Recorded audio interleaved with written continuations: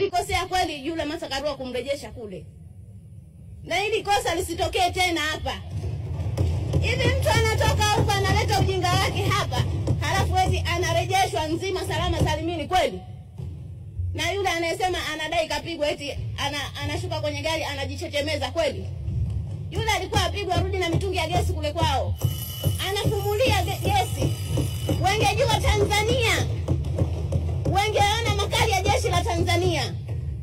Lakini eti leo mtu anadai kapigwa, anazungumza tu kule, anaendelea kuzungumza. Tumemwacha Martha Karua anaendelea kuzungumza akiwa Kenya kule. Mheshimiwa Waziri, hili lisitokee tena.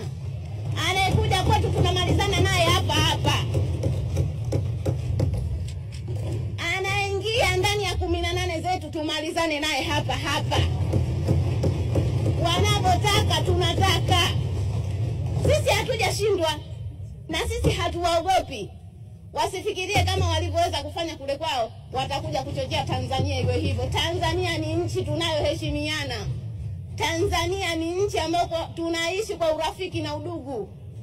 Sisi tunaheshimu sheria zetu. Wao tuliwaona kule, walienda kunajisi mpaka bunge lao. Nchi gani ile? Eti alafu mtu anakuambia tukasome kwao. Tukasome nini? Kipi tukasome? Sisi hatuna cha kusoma kwa Wakenya, isipokuwa Wakenya watoke kule waje wajifunze kwetu. Waje watalii kwenye nchi yetu waone. Wafundishe namna siasa inavyofanya.